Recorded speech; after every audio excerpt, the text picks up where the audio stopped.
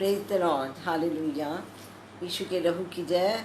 आप सबको जय मसीह की। प्रभु की महिमा हो, प्रभु की स्तुति हो इस सुंदर समय के लिए जो उसने हमें दिया है। हम उसके नाम को महिमा दें, हालेलुया। और आइए अब एक बार फिर से समय है कि हम परमेश्वर की महिमा करें, उसकी स्तुति करें और उसका गुणानुवाद करें, जय जयकार करें। धन्यवाद के साथ आइए हम सब एक मन होकर उसकी आराधना करें। आइए हम अपनी आराधना प्रारंभ करें और हम एक छोटी सी प्रार्थना करेंगे। प्रार्थना के द्वारा हम अपनी आराधना प्रारंभ करेंगे। हालेलुया। धन्यवाद अनुग्रहकारी सामर्थी प्रेमी परमेश्वर पिता, आपके पवित्र चरणों में आते हैं। यीशु राजा, आप महान हैं, सामर्थी हैं, सर्वशक्तिशाली हैं, करुणा निधान है, दया के सागर हैं, महिमा के पिता हैं। प्यारे प्रभु, आपके जैसा कोई नहीं। प्यारे पिता परमेश्वर और प्रभु परमेश्वर पिता, आप हमसे प्यार करते हैं और आपके प्यार की कोई सीमा नहीं है। प्रभु परमेश्वर पिता, जो कुछ आपने हमारे लिए किया, आपने बलिदान किया, अपने आप को कुर्बानी दी प्रभु, वो सब कुछ आपके प्रेम को प्रकट करता है। उन सब बातों के लिए हम दिल से आपका धन्यवाद करते हैं प्रभु जी, और अपने आप को आपके हाथों में समर्पित करते हैं यीशु राजा, और विनती करते हैं प्रभु, जो कुछ आप हमें सिखाना चाहते हैं प्रभु जी, आप हमसे बातें करिए प्रभु परमेश्वर पिता। आप स्वयं पवित्र आत्मा के द्वारा हमें सिखाइए, हमसे बातें करिए और हमें बताइए प्रभु परमेश्वर पिता। हम अपने आप को आपके पवित्र हाथों में सौंपते हैं प्यारे पिता परमेश्वर। हम वचन को सुन कर करने वाले बने प्रभु परमेश्वर पिता। सामर्थी प्रभु जी, हमें उन्हें भूले ना प्रभु, वो हमारे हृदय रूपी पटिया में खुद जाए प्यारे प्रभु परमेश्वर पिता। और वचन को बोलने वाले मैं नहीं परंतु आप हो। यीशु मसीह के मधुर मीठे पवित्र सामर्थी नाम से इस प्रार्थना को मांगते हैं और सुनने के लिए धन्यवाद देते हैं यीशु के मीठे नाम से, आमीन। Hallelujah, praise the Lord. परमेश्वर का धन्यवाद हो। और आज का जो वचन है, हम वचन में जाएंगे। और आज मेरे साथ कोई नहीं है आराधना करने के लिए, लेकिन पवित्र आत्मा हमारे साथ है और वो हमारे साथ ऑलरेडी आराधना कर रहा है। हालेलुया। तो हम वचन में जाएंगे। और आज का वचन जो आज के दिन के लिए जो मैंने चुना है वो है मेक अ राइट चॉइस, और या हिंदी में हम कहेंगे सही चुनाव करें, सही चुनाव करें। हालेलुया। तो आइए आज मैं इस विषय के बारे में आपसे परमेश्वर के वचन में से कुछ बातों को बांटूंगी। और मैं आपको ये बताना चाहती हूँ कि ये बात जो है ये कोई ऐसी ही साधारण बात नहीं है, ये एक बहुत गहरा विषय है, क्योंकि हमारी ज़िंदगी में क्षण क्षण प्रति क्षण हमें फैसले लेने रहते हैं, चुनाव करना होता है, निर्णय लेना होता है। हालेलुया। तो जब हमें चुनाव करना पड़ता है, फैसले लेने होते हैं, निर्णय करना पड़ता है, उस समय में ये वचन हमें काम आएंगे। हालेलुया। परमेश्वर का धन्यवाद हो, उसकी महिमा हो। हालेलुया। तो ये बात हमको अपनी ज़िंदगी में गिठान बांध के रखना है। हर पल जब भी आपकी ज़िंदगी में चुनाव करने का, निर्णय लेने का, फैसला लेने का समय आता है, तब उस समय में आपको इन वचनों को, इन बातों को जो आज प्रभु हमें सिखाएगा, उनको याद रखना और उनको करना ज़रूरी है। हालेलुया। और एक विश्वासी के लिए एक सही निर्णय लेना बहुत ज़्यादा इम्पॉर्टेंट है। सही चुनाव करना बहुत ज़्यादा इम्पॉर्टेंट है। और यदि आप सही चुनाव नहीं करेंगे तो नेचुरली आप रॉन्ग चुनाव कर बैठेंगे। इसलिए याद रखें कि हमें सही चुनाव करना बहुत ज़रूरी है। और ये यदि हम रॉन्ग चुनाव करेंगे तो हम अपनी आशीषों को खोते हैं एक, और दूसरी चीज़, हम अपने जीवन में रॉन्ग चुनाव करने के द्वारा समस्याओं को, दुखों को, तकलीफ़ों को, परेशानियों को लेकर आते हैं। अपने जीवन के लिए ही नहीं परंतु दूसरों के जीवन के लिए भी हम समस्याओं को ले आते हैं। तो आज हम सीखेंगे और कि हमें सही चुनाव कैसे करना है। और मैं विश्वास करती हूँ कि आप कभी नहीं चाहेंगे, क्या आप कभी नहीं चाहेंगे अपनी ज़िंदगी की आशीषों को खोना और अपनी ज़िंदगी में तकलीफ़ों और समस्याओं को लेकर आना, अपने लिए और दूसरों के लिए भी समस्या का कारण बनना नहीं चाहेंगे। तो इसलिए आज हम बाइबल में से कुछ दोनों टाइप के लोगों के बारे में लर्न करेंगे, सीखेंगे, जिन्होंने गलत फैसले किए और जिन्होंने सही फैसले किए। हालेलुया। इस वीक परमेश्वर ने अगर मुझे ये वचन दिया है इस वीक, तो मैं विश्वास करती हूँ बहुत महत्वपूर्ण होता है। हालेलुया। परमेश्वर की बताई हुई हर चीज़ बहुत महत्वपूर्ण होती है। हालेलुया। तो सबसे पहले हम देखेंगे परमेश्वर के वचन में से, जिसके बारे में हमको सीखना है, जिसने गलत फैसला लिया, जिसने अपनी ज़िंदगी में, हम पहले देखेंगे उन लोगों के बारे में जिन्होंने गलत फैसले लिए, और उसमें सबसे पहले हम देखेंगे ईव के बारे में, हवा, जिसने गलत फैसला लिया। और हम जानते हैं कि आदम और हवा अदन के बगीचे में रखे गए थे और परमेश्वर ने उन्हें क्या कहा था कि तुम जाओ, टेक केयर करो इस गार्डन का, और इसमें जो जितने पेड़ पौधे हैं इसमें से सब पौधे के फल तुम खा सकते हो, परंतु जो इसके बीच में एक पेड़ है, अच्छे और बुरे के ज्ञान का पेड़ है, उसका फल बस मत खाना।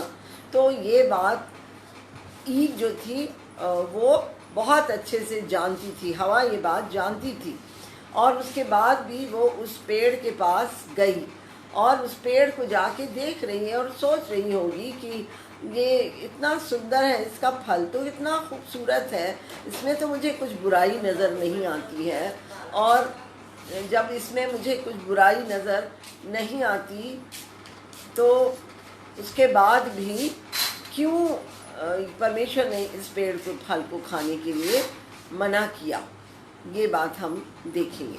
तो हम देखते हैं कि जब वो उस पेड़ के पास गई तो शैतान उसके ऊपर ताक लगाए बैठा था, और जैसे ही वो उस पेड़ के पास जाती है तुरंत शैतान उसके पास आता है और उससे पूछता है कि क्या परमेश्वर ने तुम्हें इस पेड़ के फल को खाने को मना किया है। उत्पत्ति की किताब उसके 2 अध्याय और उसके 17 वचन में इस प्रकार से लिखा है कि परमेश्वर ने आदम को अदन की वाटिका में रखने के बाद 17 वचन में लिखा है, पर भले या बुरे के ज्ञान का जो वृक्ष है उसका फल तू कभी न खाना। परमेश्वर ने बहुत क्लियरली बताया, क्योंकि जिस दिन तू उसका फल खाएगा उसी दिन अवश्य मर जाएगा। अवश्य, यहाँ पर परमेश्वर का वचन कह रहा है अवश्य मर जाएगा। और तब शैतान, हवा जब पहुंची उस पेड़ के पास और उसको देख रही थी, तब शैतान आता है सांप के रूप में और उससे पूछता है कि क्या परमेश्वर ने तुझे इस फल को खाने के लिए मना किया है। तब हवा जानती थी, हवा परमेश्वर के वचन को जानती थी, और उसके बाद हवा उससे कहती है 4 वचन में, तब कि 3 वचन में, वाटिका के बीच में वृक्ष, जो वाटिका के बीच में उसके फल के विषय में परमेश्वर ने कहा है, ना तो तुम उसको खाना और न छूना, नहीं तो मर जाओगे। तो हवा जानती थी कि परमेश्वर ने ये भी कहा है कि तुम मर जाओगे। और तब शैतान क्या उत्तर देता है, हम देखते हैं कि तब सर्प क्या उत्तर देता है। सर्प ने स्त्री से कहा, तुम निश्चय न मरोगे। तो यहाँ पर हम देखते हैं कि परमेश्वर ने कहा तुम अवश्य मरोगे, लेकिन शैतान कहता है कि तुम निश्चय न मरोगे। तो यहाँ पर अब हमारे लिए हम देखते हैं कि हवा जो थी वो एक अटर्ली डिलेमा में खड़ी रहती है, एक दोराहे पे, बहुत ही दोराहे पे खड़ी रहती है कि मैं क्या करूं, मैं किधर जाऊं, मैं किसको सुनूं, मैं इधर जाऊं या मैं उधर जाऊं। और उसके बाद वो सोचती रहती है। और तब हम देखते हैं कि हम सब जानते हैं कि हवा ने क्या फैसला लिया। अब हवा के सामने एक समय है, एक चुनाव का समय है कि मैं शैतान की बात को सुनूं या मैं परमेश्वर की बात को सुनूं। और यहाँ पर हम देखते हैं कि हवा के फैसले लेने का समय आता है। और जब हमारा फैसला जो है वो परमेश्वर के वचन के अनुसार होना चाहिए। हालेलुया, परमेश्वर के वचन के अनुसार। तो परमेश्वर ने खुद उससे कहा था, यूहन्ना की किताब 1 अध्याय के 1 वचन में क्या लिखा है कि वहाँ पर लिखा है कि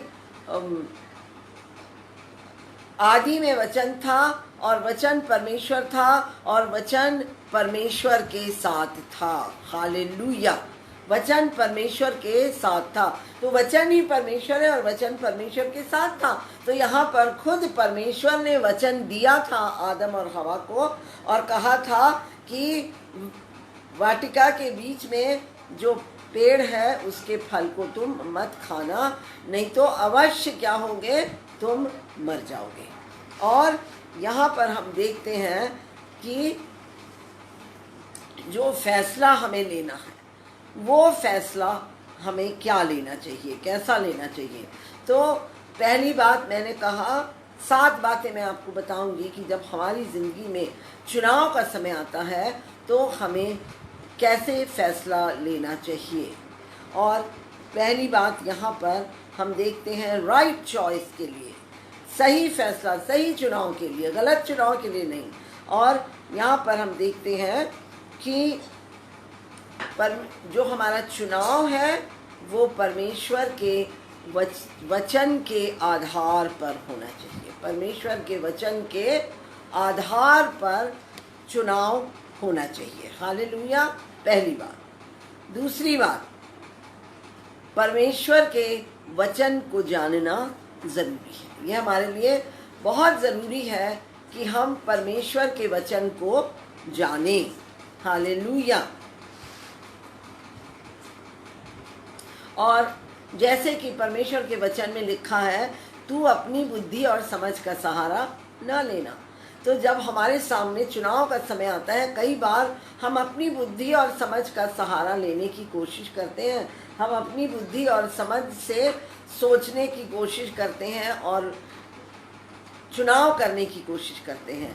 लेकिन इसलिए परमेश्वर का वचन जानना ज़रूरी है। परमेश्वर का वचन कहता है कि तू अपनी बुद्धि और समझ का सहारा न लेना। हालेलुया। तो दूसरी बात, अब परमेश्वर के वचन को जानना। हालेलुया। तीसरी बात, परमेश्वर पर भरोसा रखना, ट्रस्ट, और परमेश्वर के वचन पर भरोसा रखना। हालेलुया, क्योंकि वचन ही परमेश्वर है। हालेलुया। तो परमेश्वर पर और परमेश्वर के वचन पर भरोसा रखना। अगर परमेश्वर ने हमें कुछ कहा है तो हमको उस पर भरोसा रखना है।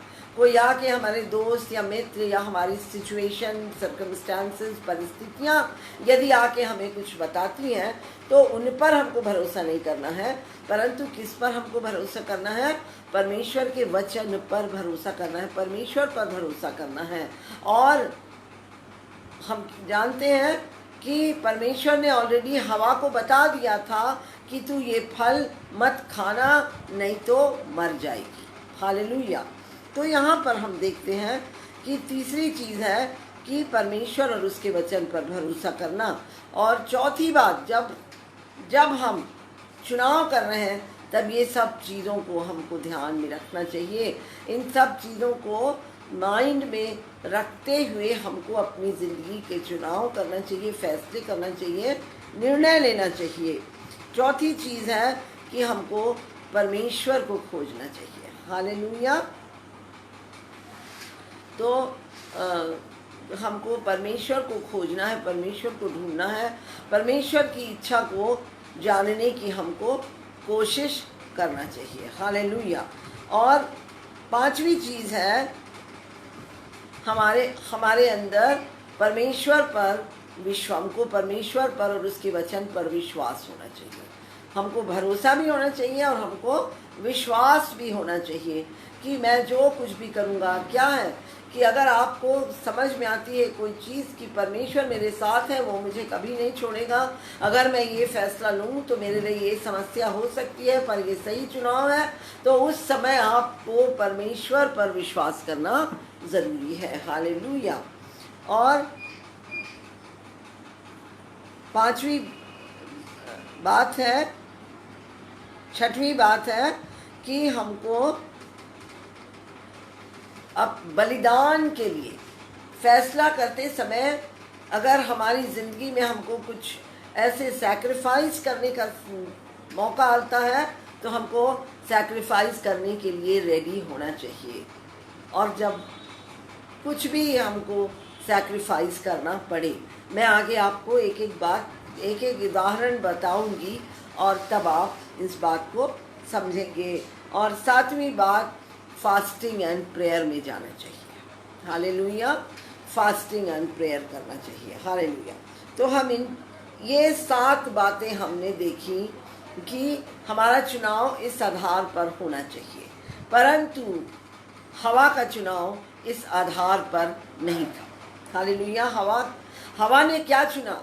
हवा ने परमेश्वर और शैतान के बीच में हवा ने शैतान को चुना, शैतान की आवाज़ को सुनी और शैतान के साथ चली गई। हालेलुया। उसने परमेश्वर पर भरोसा नहीं किया, उसने परमेश्वर के वचन को, परमेश्वर की आवाज़ को, परमेश्वर के कहे हुए शब्दों को उसने नहीं माना, परंतु उसने किस चीज़ को माना? उसने शैतान की बातों को माना। हालेलुया। तो हम देखते हैं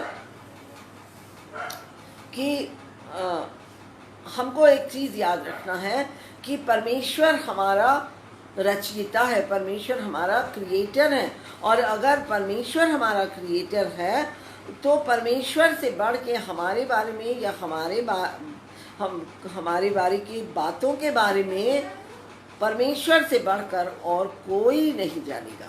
जो परमेश्वर जानेगा वो और कोई नहीं जान सकता। हालेलुया। तो ये बात हमको अपने जीवन में ध्यान रखना है। हालेलुया। तो और हम देखते हैं कि जब हवा ने जब शैतान की आवाज़ को, बात को सुना और शैतान की आवाज़ को चुना, तो उसने क्या किया? उसने परमेश्वर को नीचा कर दिया। हालेलुया। उसने परमेश्वर को तुच्छ जाना। और तो पहली बात, उसने परमेश्वर को तुच्छ जाना, परमेश्वर को नीचा कर दिया। अपने क्रिएटर को, जो उसके साथ आता था, रहता था, उसकी हर ज़रूरतों को पूरा करता था, उसको पवित्र बनाया था, उसको अपने समान बनाया था, ऐसे परमेश्वर को उसने तुच्छ कर दिया। ध्यान रखें, आपकी ज़िंदगी में भी कभी फैसले का, निर्णय का, चुनाव का समय जब आता है तो ध्यान रखें, आप अपने परमेश्वर को छोटा ना करें, आप अपने परमेश्वर को तुच्छ ना करें। आपका फैसला वचन के अनुसार होना चाहिए। हालेलुया। और यहाँ पर हम क्या देखते हैं कि एक, उसने परमेश्वर को छोटा किया, और दूसरी चीज़, वो स्वयं पाप में गिर गई। हवा पापी नहीं थी, लेकिन जिस पल उसने फल खाया वो पाप में गिर गई। और जब वो पाप में गिर गई, अपने साथ whole human race was in her, और पूरी मनुष्य जाति उसके अंदर थी, और उसके साथ साथ पूरी मनुष्य जाति भी नीचे। हालेलुया। तो हम देखते हैं कि इस तरह से उसने अपने ऊपर भी सज़ा लाई और अपने साथ साथ उसने पूरी मनुष्य जाति के ऊपर भी सज़ा को लेकर आ गई। हवा का एक गलत चुनाव, और हवा का एक गलत चुनाव ने पूरी मनुष्य जाति को नीचे गिरा दिया। वो खुद गिर गई और उसके साथ वो नीचे गिर गई। परमेश्वर कभी झूठ नहीं बोलता। अगर परमेश्वर ने कहा कि तू अवश्य मर जाएगी तो वो अवश्य मर गई। तो हम देखते हैं कि हमारा चुनाव किन बातों पर, याद रखिए, हाँ 7 बातें जो मैंने आपको कहा, और वचन के अनुसार होना चाहिए। परमेश्वर को के वचन को, परमेश्वर को जानना चाहिए, परमेश्वर पर भरोसा रखना चाहिए, परमेश्वर पर विश्वास रखना चाहिए, परमेश्वर को खोजना चाहिए, और हमें सैक्रिफाइस के लिए रेडी होना चाहिए, और फास्ट प्रेयर करके परमेश्वर की फैसले, परमेश्वर के अनुसार फैसला लेना चाहिए। हालेलुया। और हम दूसरी चीज़, अब हम दूसरे व्यक्ति के बारे में देखेंगे जिसने गलत निर्णय लिया। पहला है हवा, और अब दूसरी है जो हम देखेंगे वो है अब्राहम। और अब्राहम के बारे में हम जानते हैं कि परमेश्वर ने उत्पत्ति की किताब और उसके 12 अध्याय में परमेश्वर ने इब्राहिम से कहा, उसके 1 वचन में 12 के 1 में लिखा है, यहोवा ने इब्राहिम से कहा, अपने देश, अपने कुटुंबियों और अपने पिता के घर को छोड़कर उस देश में चला जा जो मैं तुझे दिखाऊंगा। तो हम यहाँ 3 चीज़ें परमेश्वर ने उसको छोड़ने को कहा। पहली अपना देश, दूसरा अपने रिलेटिव, और तीसरा अपने पिता का घर। ये तीनों चीज़ों को छोड़कर तू यहाँ से चला जा। हालेलुया। तो हम देखते हैं कि परमेश्वर उसको कहता है कि ये 3 चीज़ों को तू छोड़ दे। तो यहाँ पर हम एक चीज़ देखते हैं, 3 चीज़ों को, लेकिन इब्राहिम जो है वो परमेश्वर की वचन के आधी बातों को किया और एक बात को पूरा नहीं किया। 2 को किया लेकिन एक को करने के प्रति वो बहुत इग्नोरेंट रहा, और वो उसके प्रति केयरलेस।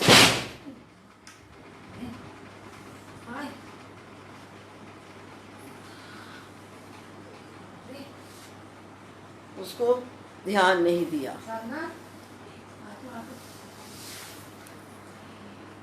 हालेलुया। हम कंटिन्यू करें। हालेलुया। तो हम देखेंगे कि इब्राहिम जो है वो ध्यान नहीं दिया, परमेश्वर के वचन के अनुसार उसने नहीं किया, और वो देश को छोड़ दिया और वो पिता का घर छोड़ा, लेकिन वो अपने रिलेटिव को नहीं छोड़ा। वो अपने साथ लूत, जो कि उसका भतीजा था, वो अपने साथ अपने भतीजे लूत को भी लेकर जाता है। लेकिन क्या परमेश्वर इस बात से प्रसन्न होता है? नहीं। परमेश्वर की पूरी आज्ञा हमको मानना चाहिए, और उसने परमेश्वर के वचन को इग्नोर किया, ध्यान नहीं दिया। उसको लगा मैंने उसको तो पाल पोस के बड़ा किया है, वो तो मेरे बेटे जैसा है। बाइबल में यहाँ कहीं नहीं लिखा है कि इब्राहिम ने उसको गोद दे दिया था, परंतु उन लोग एक ही घर में रहते थे। वो उसको पाल पोस के बड़ा कर रहा था, और लूत का पिता जो इब्राहिम का भाई था, उसकी मृत्यु हो चुकी थी, और उसकी मृत्यु होने के कारण इब्राहिम उसको पाल पोस के बड़ा कर रहा था। तो उसको लगता है कि मैं बाकी सबको छोड़ सकता हूँ, लेकिन लूत को अपने साथ में लेके जा सकता हूँ। उसने परमेश्वर से नहीं पूछा, उसने परमेश्वर से नहीं कहा कि प्रभु क्या मैं लूत को भी छोड़ दूँ, क्या मैं लूत को ले चलूँ। अगर परमेश्वर ने बात की तो परमेश्वर ज़रूर उसको जवाब देता। परमेश्वर तो इब्राहिम का क्या था? परमेश्वर इब्राहिम का मित्र था। इब्राहिम और परमेश्वर मित्र थे एक दूसरे के, और परमेश्वर ज़रूर अपने मित्र को जवाब देता। लेकिन इब्राहिम एक छोटी सी बात के प्रति इग्नोरेंट हो गया, और जब वो इग्नोरेंट हो गया और वो उसको ले के वहाँ से चला गया, और उसका रिज़ल्ट क्या हुआ, उसका आउटकम क्या हुआ? जब वो लूत को अपने साथ ले गया, जब वो लूत को अपने साथ ले गया, तो उसका रिज़ल्ट ये हुआ कि परमेश्वर उससे बात करना बंद कर दिया। ये रिज़ल्ट छोटा है, ये बहुत बड़ी बात है। और आपको मैं एक बात बताती हूँ कि इब्राहिम को पता भी नहीं चला, इब्राहिम को ध्यान भी नहीं आया कि मेरा भतीजा सॉरी कि मेरा दोस्त, मेरा मित्र मुझसे बात नहीं कर रहा है। वो लूत के पीछे, लूत को बढ़ाने में, उसको उसकी सेवा करने में, उसको बड़ा करने में, उसको प्यार करने में इतना बिजी हो गया कि वो ये भूल गया कि मेरा मित्र, उसको ध्यान भी नहीं आया, वो इसके प्रति भी वो इतना इग्नोरेंट हो गया कि मेरा मित्र, मेरा परमेश्वर, मेरा प्रभु मुझसे बात नहीं कर रहा है। कितनी बड़ी बात है। कई बार हम जाल में, हम फंदों में अगर हम एक गलत चुनाव करें तो गलत चुनाव जो है वो हमारी ज़िंदगी में एक जाल के समान, एक फंदे के समान आ जाते हैं और हम उस फंदे में फंस जाते हैं और उस फंदे में हम फंस जाते हैं और हम उस कई बातों को समझ नहीं पाते। इब्राहिम भी रॉन्ग डिसीजन के फंदे में फंस गया और वो नहीं जान पाया, नहीं समझ पाया कि उसका अपना मित्र, उसका परमेश्वर, उसका प्रभु उससे बात करना छोड़ दिया है। और ये साधारण बात नहीं है। कितने दुख की बात है, कितने पीड़ा की बात है, कितना गहरा कॉन्सिक्वेंस उसको, कितना उसको प्रतिफल, उसको कितना गहरा भोगना पड़ा और कि उसको परमेश्वर बात नहीं किया। और परमेश्वर उससे कब तक बात नहीं किया? जब तक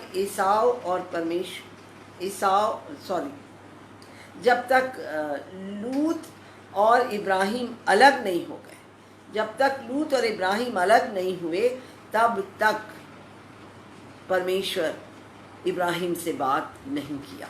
क्या ये कम बड़ा जाल था? ये कम फंदा था? ये कम कॉन्सिक्वेंसेस था? ये बहुत बड़ा कॉन्सिक्वेंसेस था। और जब वो अलग हुए तब उसके बाद परमेश्वर इब्राहिम से बात करता है। हालेलुया। और हम एक और व्यक्ति के बारे में हम देखेंगे। तो मैंने आपसे कहा कि परमेश्वर के वचन के अनुसार हमको निर्णय लेना चाहिए। पहला हमने देखा कि परमेश्वर का वचन था कि फल मत खाना। उसने फल खा लिया और पूरी मनुष्य जाति गिर गई। और इब्राहिम से परमेश्वर का वचन कहा था कि तू अपने रिलेटिव्स को, अपने कुटुंबियों को छोड़ के यहाँ से जा। लेकिन वो अपने कुटुंबी को, अपने भतीजे को अपने साथ लेके जाता है। वो परमेश्वर के प्रति इग्नोरेंट ही है और उस दोनों को प्रतिफल भोगना पड़ा, कॉन्सिक्वेंस भोगना पड़ा।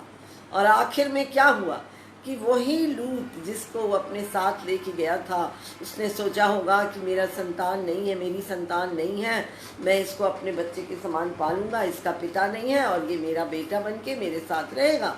लेकिन क्या होता है, वो बेटा उसको छोड़ के अलग हो जाता है। एक उत्तर में जाता है तो एक दक्षिण में जाता है। दो विपरीत दिशाओं में चले होते हैं, अलग हो जाता है। और तब इब्राहिम अकेला हो जाता है और तब उसको एहसास होता है और तब परमेश्वर उससे बातें करता है। हालेलुया। तो हमारा एक रॉन्ग चुनाव, एक गलत चुनाव, एक रॉन्ग चॉइस हमारे लिए बहुत कुछ बिगाड़ ला सकता है। तो हम सावधान रहें। अब एक और व्यक्ति के बारे में मैं आपको बताऊंगी जिसने गलत चुनाव किया। हालेलुया। और वो है एसाव। और एसाव जो है याकूब का बड़ा भाई था। हम सब जानते हैं ये कहानी को। और एसाव जो था वो शिकारी था और और उसने अपनी ज़िंदगी में एक बहुत बड़ा गलत चुनाव किया, गलत चुनाव किया। हालेलुया। तो हम यहाँ जानते हैं कि एसाव जो था वो बड़ा था, वो पहलौठा था। और पहलौठा जो है परमेश्वर के वचन के अनुसार बहुत बड़ी आशीष मानी जाती है। Hallelujah, hallelujah. यीशु के लहू की जय। तो पहलौठा होना परमेश्वर की तरफ से बड़ी आशीष है, बहुत बड़ी आशीष है। और परमेश्वर ने उसको पहलौठे की आशीष दी थी, उसको पहला उत्पन्न किया था। लेकिन एसाव को इस आशीष की वैल्यू नहीं थी, इस आशीष की कदर नहीं थी। लेकिन याकूब को उस आशीष की बहुत कदर थी, क्योंकि वो आशीष उसके पास नहीं थी।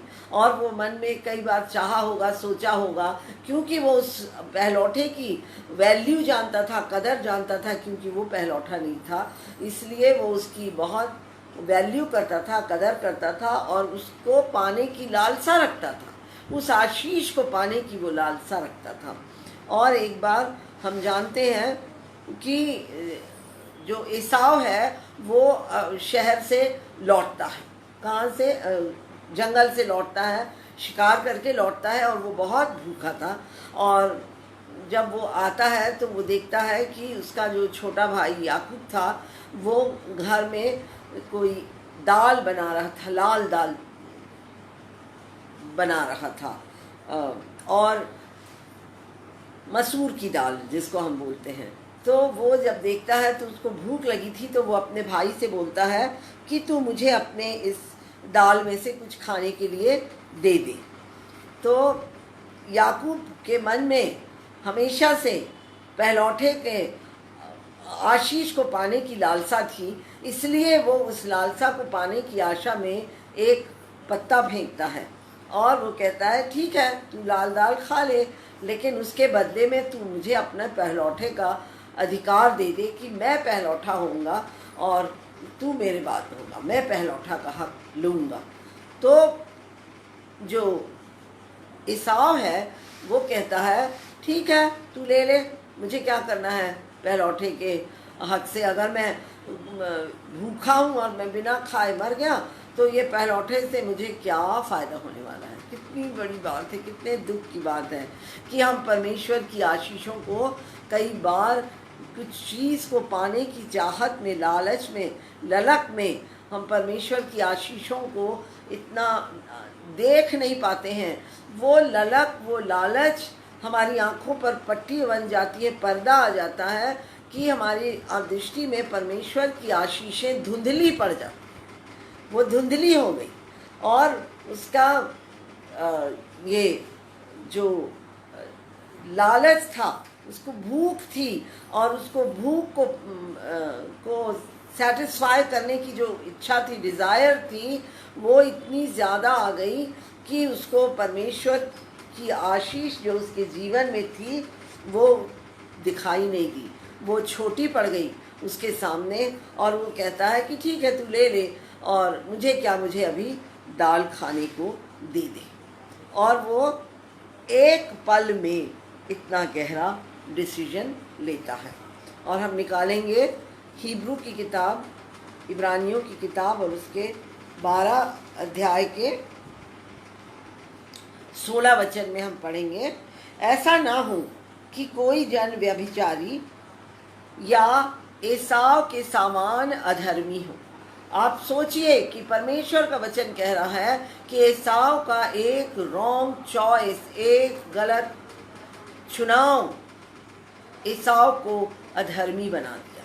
परमेश्वर की दृष्टि में वो अधर्मी ठहरा। एसाव के समान अधर्मी हो जिसने एक बार के भोजन के बदले अपने पहलौठे होने का पद बेच डाला। ये बहुत बड़ी बात है कि परमेश्वर की आशीषें, उसके एक बार के भोजन जो है वो परमेश्वर की आशीष को धुंधला कर दिया, और परमेश्वर की वो एक बार का भोजन पाने की लालसा में उसने परमेश्वर की आशीष को तुच्छ जाना, और वो उसको त्याग दिया। अपने ब्लेसिंग को, पहलौठे होने के अधिकार को उसने एक बार के भोजन के बदले दे दिया, और क्या बन गया?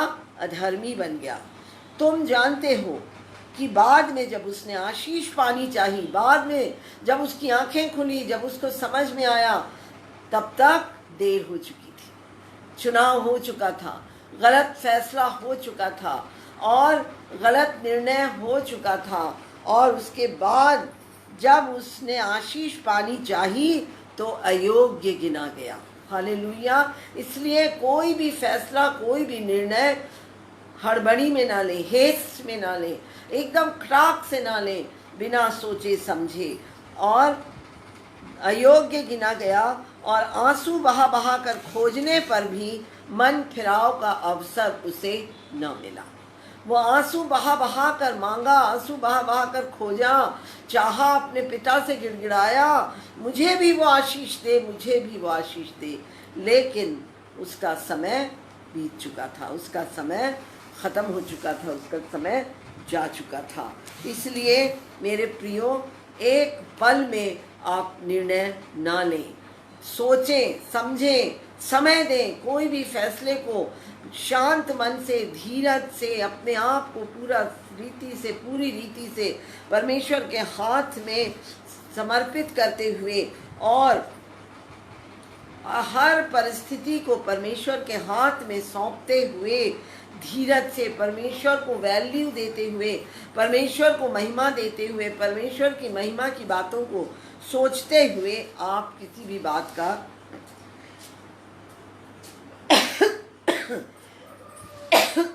फैसला लें। कहीं ऐसा ना हो कि देर हो जाए। हालेलुया। तो हम देखते हैं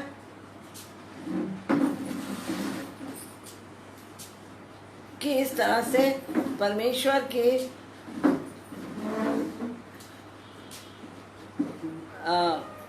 आँखों में, परमेश्वर की दृष्टि में जो वो था, एसाव अधर्मी ठहरा। एक छोटा गलत फैसला। Be careful. मैं आपसे बार बार कह रही हूँ, अपनी ज़िंदगी के हर एक फैसले को, छोटे बड़े फैसले को लेते समय आप क्या करें? सोचें, प्रार्थना करें, परमेश्वर के पास जाएं, परमेश्वर से पूछें, खटाक से 1 मिनट में एसाव के समान कि ले अभी मुझे क्या करना है, मुझे अभी राइट नाउ मुझे ये चाहिए तो चाहिए, मुझे अपने आप का जीवन बचाना है, अपने को करना है, इसलिए मुझे तू ये दे दे। ऐसा फैसला हम अपनी ज़िंदगी में ना लें। और अब आइए हम देखेंगे उन लोगों के बारे में जिन्होंने सही फैसला किया, हालेलुया, और आशीष पाई और आशीष दिलाई दूसरों को। और उसमें है मूसा, और मूसा के बारे में हम पढ़ेंगे। और हम इब्रानियों की किताब उसका 11 अध्याय और उसके 24 से 27 वचन को पढ़ेंगे। और यहाँ लिखा है, विश्वास ही से मूसा ने सयाना होकर फिरौन की बेटी का पुत्र कहलाने से इनकार किया, इसलिए कि उसे पाप में थोड़े दिन के सुख भोगने से परमेश्वर के लोगों के साथ दुख भोगना अधिक उत्तम लगा। उसने मसीह के कारण निंदित होने को मिस्र के भंडार से बड़ा धन समझा। हालेलुया। क्योंकि उसकी आंखें फल पाने की ओर लगी थी। हालेलुया। उस पल को, उस समय जो उसकी दृष्टि में था, जो संसार की रीति के अनुसार नहीं था, उसको वो पाना चाहा। क्योंकि विश्वास ही से राजा के क्रोध से न डरकर उसने मिस्र को छोड़ दिया, क्योंकि वह अनदेखे को मानो देखता हुआ दृढ़ रहा। तो यहाँ पर हम देखते हैं कि मूसा के बारे में हम जानते हैं कि मूसा जो था वो जानता था कि परमेश्वर ने उसे इस्राएल देश का छुटकारा करने के लिए चुना। इसलिए वो अपने समय से पहले क्या करता है, एक मिस्री आदमी को मार देता है। वो अपनी समझ से, अपनी बुद्धि के हिसाब से छुटकारा करने की कोशिश कर रहा था। लेकिन परमेश्वर का तरीका ऐसा नहीं है। परमेश्वर किसी को मर्डर नहीं बनाता। मनुष्य अपनी बुद्धि और समझ से अगर चले तो वो गलत कर बैठता है। तो हम देखते हैं कि यहाँ पर मूसा को संसारिक रीति से जो प्रिविलेज एंड प्लेजर, जो विशेष अधिकार और सुख जो था, सुख वैभव संपत्ति सब कुछ जो संसार में जो मनुष्य जाति चाहती है, मनुष्य चाहता है कि मुझे ये सब कुछ मिले, वो उसके पास विशेष अधिकार था।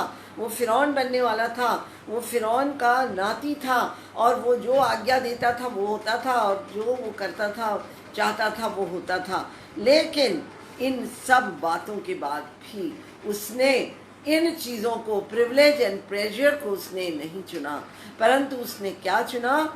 उसने परमेश्वर के लोगों के साथ दुख उठाने को चुना, और वो मिस्र देश छोड़कर चला गया।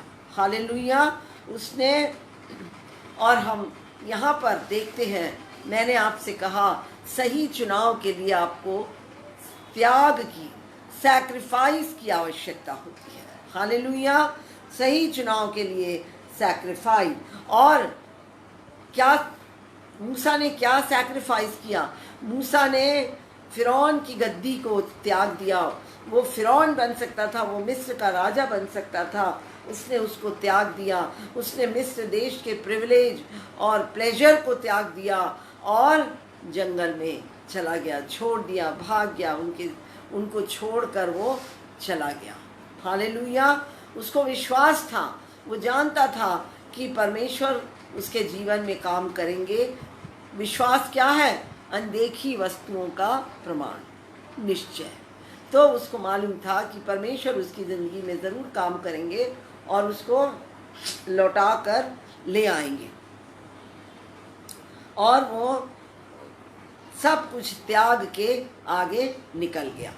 और जब उसने त्याग किया, सही फैसला लेने में हमको कई बार त्याग करना पड़ता है। अपनी इच्छाओं को, अपनी चाहतों को हमको क्रूस पर चढ़ाना पड़ता है। परमेश्वर हमें परखते हैं, परमेश्वर हमें देखते हैं कि हमारा फैसला क्या होगा।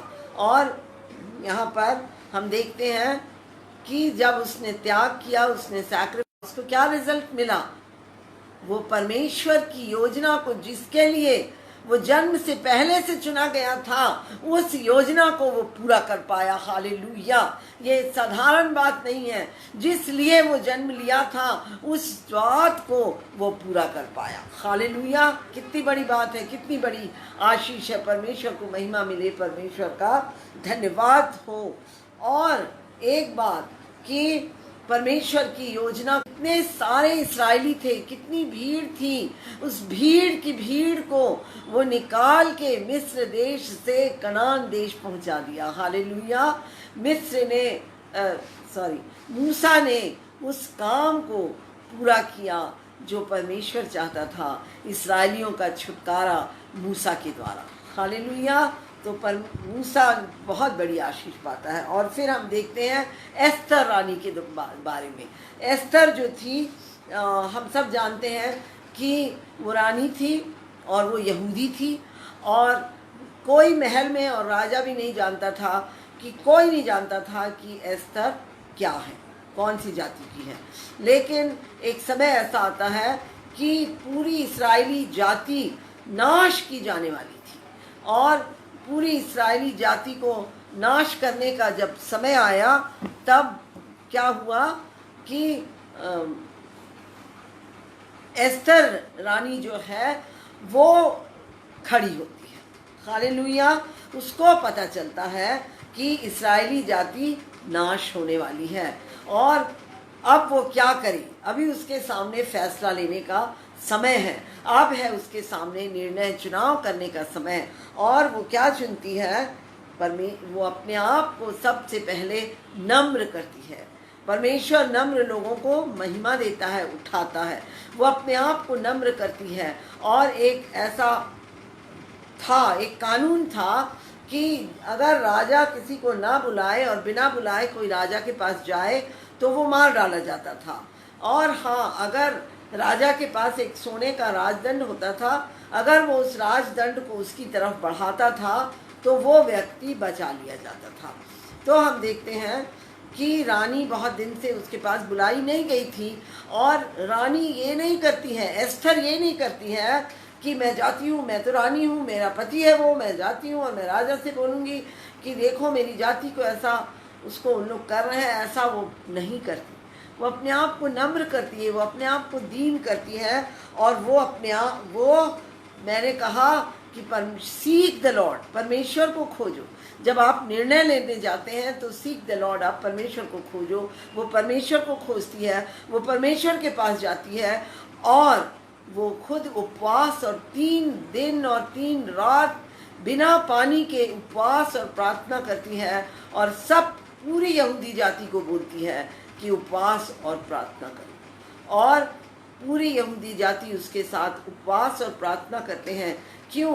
क्योंकि वो परमेश्वर को खोजते हैं, क्योंकि वो समस्या में परमेश्वर के चरणों में जाते हैं। परमेश्वर के पास, राजा के पास नहीं जाती, परंतु परमेश्वर के पास जाती है वो पहले,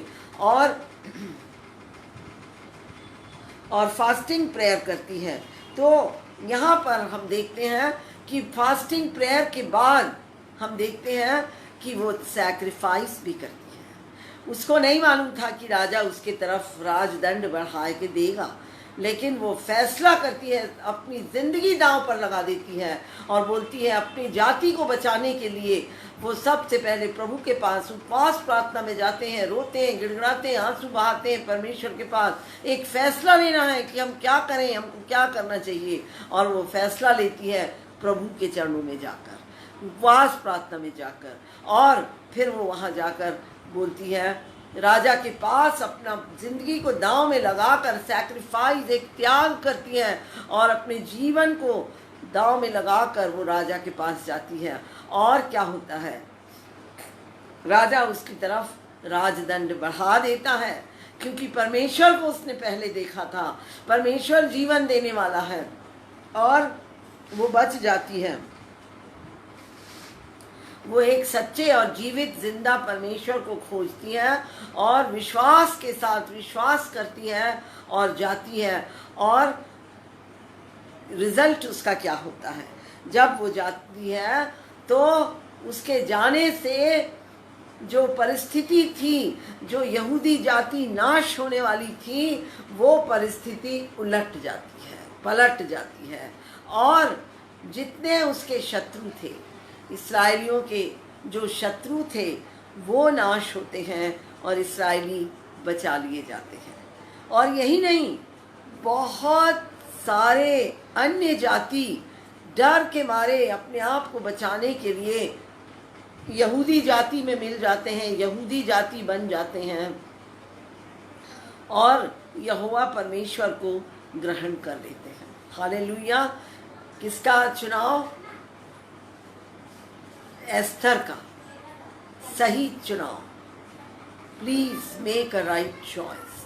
परमेश्वर के पास जाएं, परमेश्वर के चरणों में जाएं। हालेलुया। एस्थर का सही चुनाव एक मन इस्राएली जाति को, यहूदी जाति को नाश होने से बचा लेता है।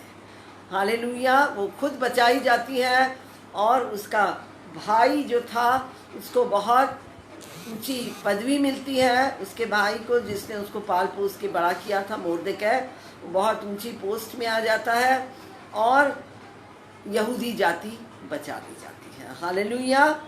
और एक और अंतिम एक स्त्री जिसने सही फैसला लिया, उसके बारे में भी हम देखेंगे कि, और वो है रूथ। और रूथ जो है वो भी सही निर्णय लेती है, और हम जानते हैं कि उसकी मदर इन लॉ उसको बोलती है, सोचती है कि मैं इस जवान बहू को लेके कहाँ जाऊंगी, अब तो मेरा और कोई बेटा नहीं है कि मैं इसकी शादी कर सकूं।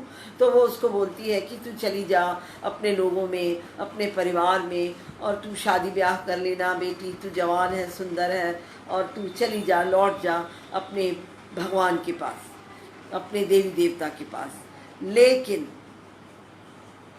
यहाँ पर हम देखते हैं कि उसके पास पूरा मौका था पीछे रहने का, अपने घर परिवार के साथ रहने का। हर कोई चाहता है, शादी के बाद भी ज़्यादातर लड़कियां आजकल यही चाहती हैं कि हम अपने परिवार के साथ रहें।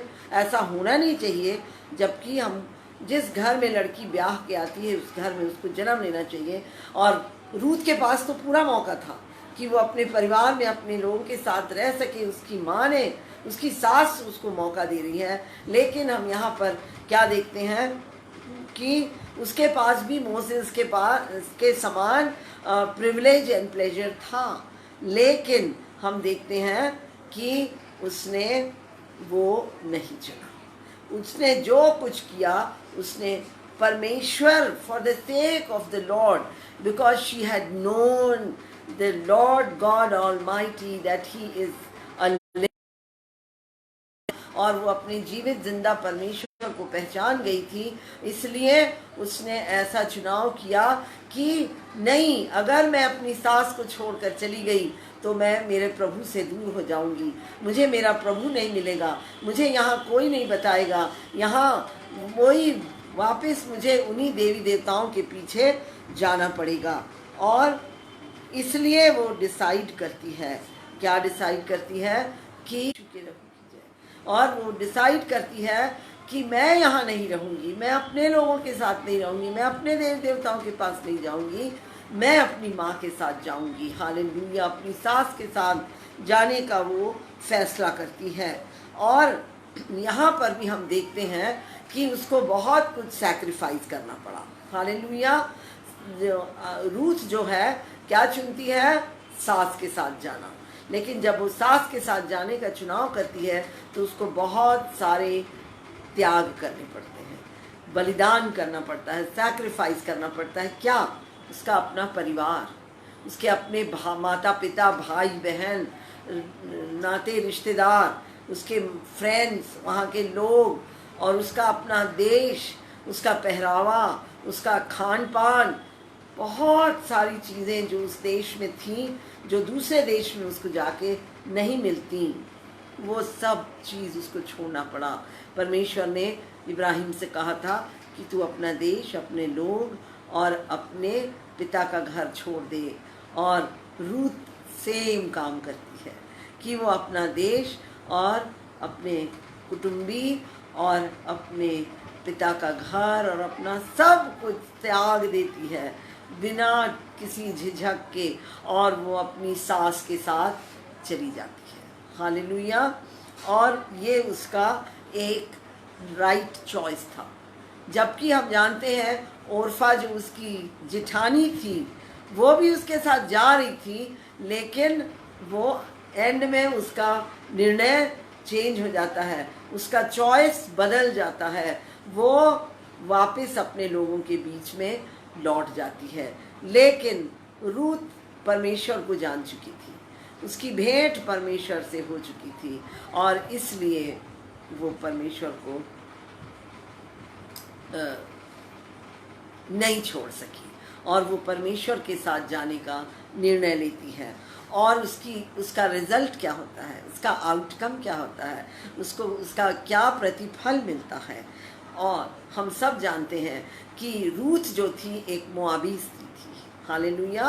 और वो मोआबी स्त्री एक आशीषित महिला बन जाती है, और एक आशीषित महिला बनकर वो यीशु मसीह की जीनियोलॉजी में, यीशु मसीह की वंशावली में आके खड़ी हो जाती है, जिससे आगे चलकर, जिसकी वंशावली से, रूथ की वंशावली से दाऊद आता है, और दाऊद की वंशावली से यीशु मसीह आता है। हालेलुया।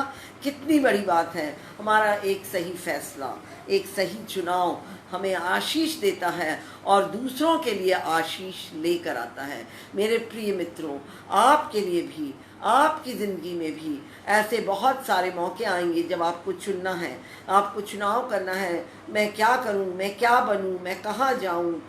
बहुत सारी बातें होती हैं कि मुझे क्या बनना है, मुझे कहाँ जाना है, मुझे कहाँ रहना है, मुझे किससे शादी करना है, मुझे क्या नौकरी करना है। बहुत सारी बातें हैं ज़िंदगी के फैसले। हर छोटे बड़े फैसले में प्रभु को याद करिए, परमेश्वर के वचन के अनुसार अपना निर्णय लीजिए, और परमेश्वर को जानिए, और परमेश्वर को खोजिए, उपवास प्रार्थना में जाइए, और उसके अनुसार आप अपने फैसलों को लीजिए, और परमेश्वर पर, वचन पर भरोसा करिए, और विश्वास करिए, और सैक्रिफाइस करने के लिए तैयार थे। फैसला लेना, चुनाव करना जो है उसको एक छोटी बात ना समझें। हालेलुया। ये ना समझें कि अरे चुनाव तो लेना है, कोई बात नहीं, अपनी बुद्धि और समझ का सहारा ना लें, वरन संपूर्ण मन से परमेश्वर ही पर भरोसा रखें। Hallelujah, praise the Lord. आइए हम एक छोटी सी प्रार्थना करके हम अपनी आराधना संपन्न करेंगे। धन्यवाद सामर्थी प्रेमी पिता परमेश्वर इस वचन के लिए जो आज आपने दिया। हम विनती करते हैं प्यारे पिता परमेश्वर, दया करिए, करुणा करिए, सामर्थी प्रेमी पराक्रमी परमेश्वर पिता, और होने दीजिए प्रभु परमेश्वर पिता कि जो वचन हमने पढ़ा है उसको हम करने पाए। हर फैसले में हम आपको याद करें, हम अपनी इच्छाओं को, अपनी फीलिंग्स को, अपनी भावनाओं को, अपने डिज़ायर्स को प्रभु उस फैसले के ऊपर ना ला दें प्यारे प्रभु परमेश्वर पिता। और प्रभु जी जो सही चुनाव है आपके वचन के अनुसार, आपकी इच्छा के अनुसार हम उन फैसलों को ले सकें, ताकि सामर्थी प्रभु परमेश्वर पिता हम अपने लिए आशीष का कारण बने, आपके आशीषों को फलवंत करें, और प्यारे प्रभु परमेश्वर पिता दूसरों के जीवन के लिए भी आशीष का कारण बन सके।